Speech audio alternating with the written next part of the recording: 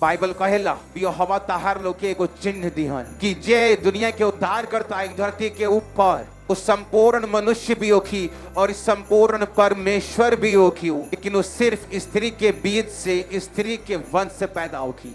एक हती परमेश्वर हव्वा के कहले रहनी कि सात तोर एड़ी के दसी यीशु के अंदर जौन खून रहे वो परमेश्वर के रहे, इंसान के बीच में से वो पैदा ना भई रहनी।